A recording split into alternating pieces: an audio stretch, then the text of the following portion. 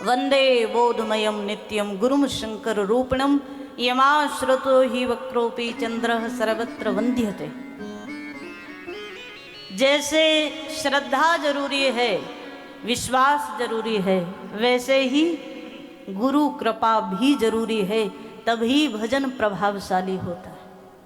देखो, राम नाम तो सब जानते हैं ना, कोई ऐसा होगा जो राम नाम से अपरिचित हो?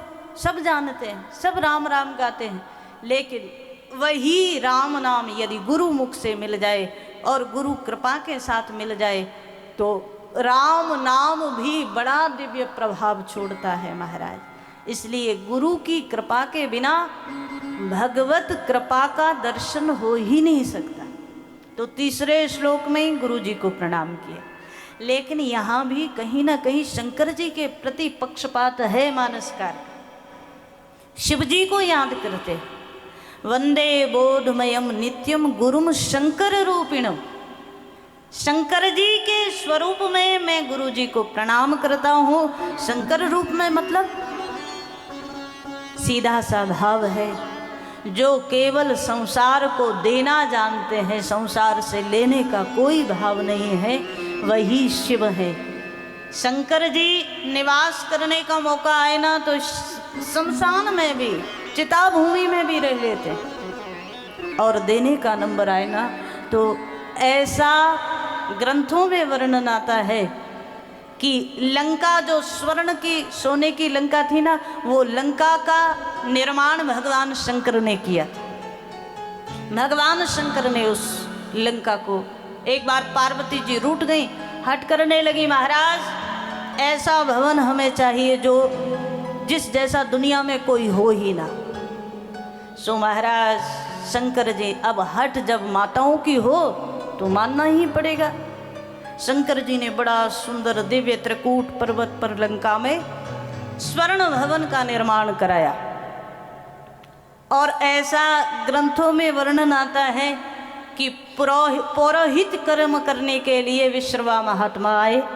विश्रवा महात्मा ने जब ये सुंदर देखा ना, सो महाराज बढ़िया गृह प्रवेश तो करा दिया शंकर जी का।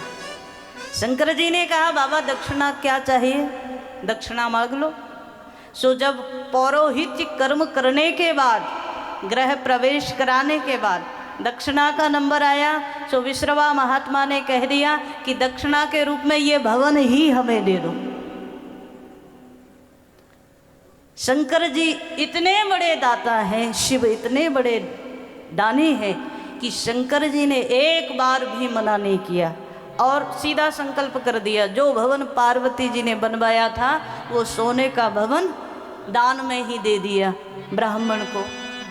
लेकिन पार्वती जी को क्रोध आया और तब पार्वती जी के हृदय से वाणी निकली कि बाबा आज आपने ले तो लिया, लेकिन ये ज़्यादा दिन टिकेगा नहीं।